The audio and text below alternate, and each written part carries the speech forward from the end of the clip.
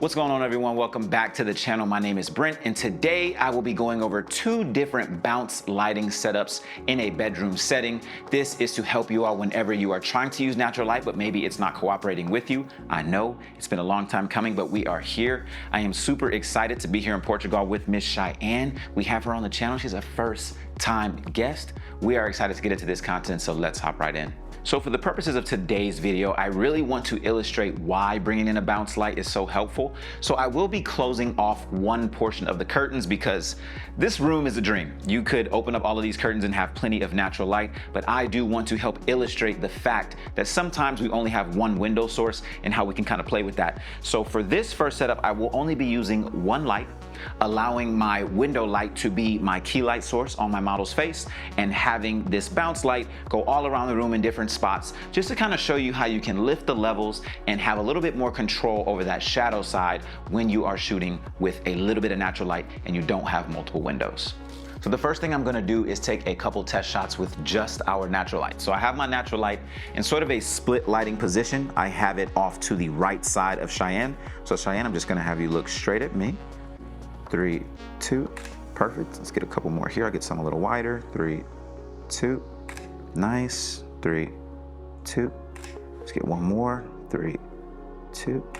And what you're gonna notice is there is still a nice defined shadow on the left side of her face. And as you all know, we love to control our shadow side. We love to be able to bring in some fill to ensure that our shadow side is doing what we want it to do. Having shadows is not a bad thing, but having control over them is an even better thing. So now I'm gonna introduce our first light into the scene to show where we can start to gain a little bit of control. So I've now added in my first 100 watt light, and this will be the only 100 watt light that I add into this particular setup. I have it set to 4500 Kelvin, and then I also have the power set to 55%. I am shooting at a white balance of 4700 Kelvin in my camera, but I've noticed that whenever I have this combination going, this tends to show up the best on skin tones. So now I'm going to take a couple test shots here to kind of illustrate what this new lighting is doing. 3, 2, nice. 3, 2, and then Cheyenne, you're gonna look straight at me. 3, 2, I'll do one that's a little wider. 3, 2, okay. My settings are currently, I'm shooting at f2.8. I am shooting at a shutter speed of 1/640th, so I have this bad boy cranked all the way up. And then I'm shooting at an ISO of 800 because I do want this to be a higher key type image. And what you're gonna notice when we add in this fill light is that we are able to lift that shadow side, but what we are trying to avoid, and this is the big thing that I need you all to realize, we in these types of scenarios are trying to mimic natural settings. We are not trying to overpower the sunlight to the point where now we've taken the focus off of the entire space. We are lighting the space, not just the face. So when light comes in from a window, when sunlight comes in, it lifts the whole value of the room, all the levels in the room. It doesn't just lift your subject.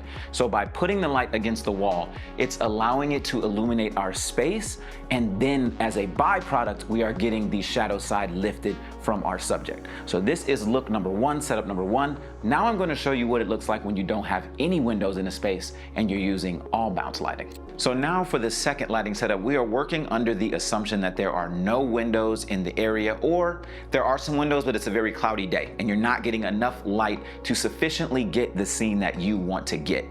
Now, what I am trying to do here is assume that I want it to appear that there's possibly a window behind me. So the window is going to be coming from this direction, and that is why I'm going to be lighting from that direction. These are still two 100 watt lights. I will have one light at a 25% power, and I will have another light at a 50% power. So there is a one-stop difference between these two lights, and they are both set to 4500 Kelvin. The first thing, however, I'm going to show you what the space looks like with just my two ambient lamps on that I have as a backlight.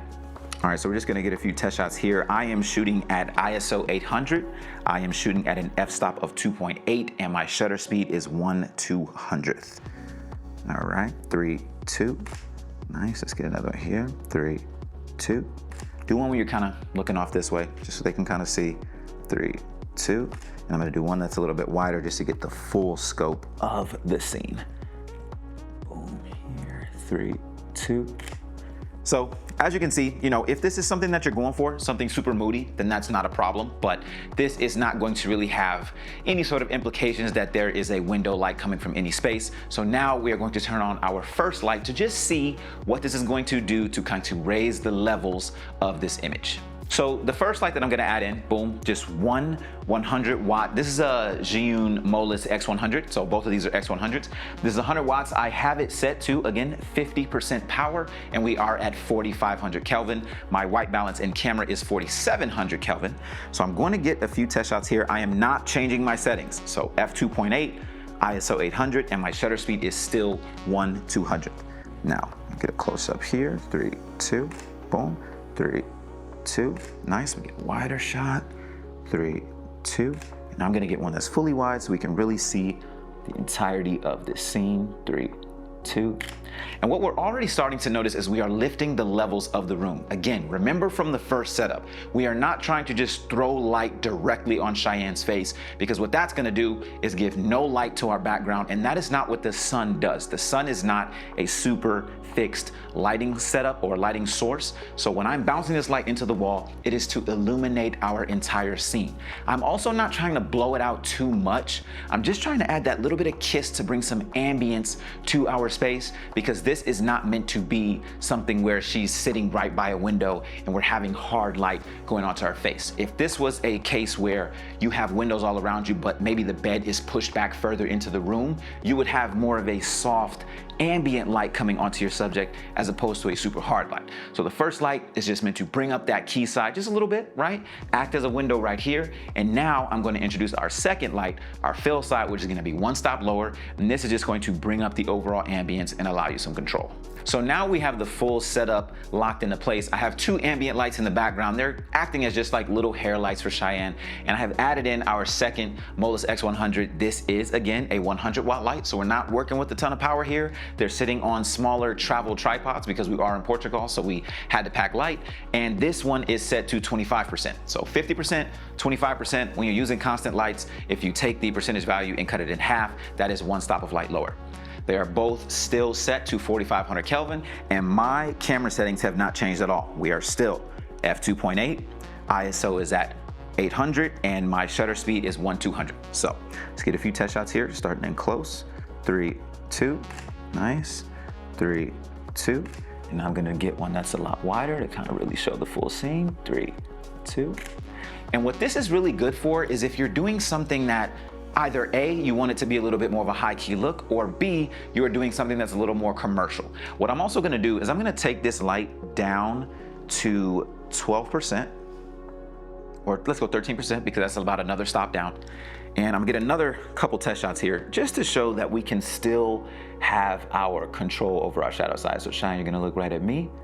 3, 2, good, 3, 2. Last one here, 3, 2. Nice. Because what I'm trying to show is that you can also have the same amount of control that we usually have in the studio when we're going for our lighting ratios of 2:1, 4:1. You can have that same effect here without having to rely on the sunlight coming in and out. One of the things that we had that was a challenge for the first setup is we had to constantly wait for the sun to be in the same position. That way I can illustrate what the bounce lighting is doing. Sometimes I enjoy blocking out the sun and just kind of doing my own thing with bounce lighting because it allows me to have control, move through the shoots efficiently, and just get things done.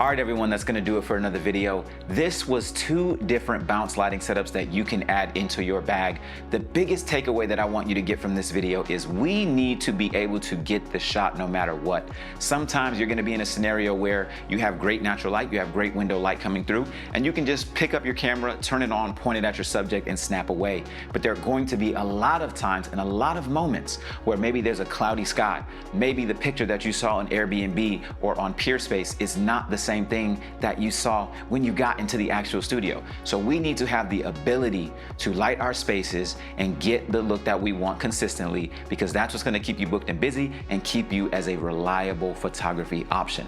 Now, I wanna give a huge shout out to Cheyenne, coming all the way from Wales just to do this tutorial, guys. This video alone. Cheyenne, where can the people find you? You can find me on Instagram as Cheyennes_peach. I'm gonna put that right down here so that way you can spell it correctly. And Cheyenne has a message for you all. Cheyenne, what should the people remember from this video? And remember, like spaces, not faces. Don't forget to like, share, comment, and subscribe, and we will catch you all in the next video.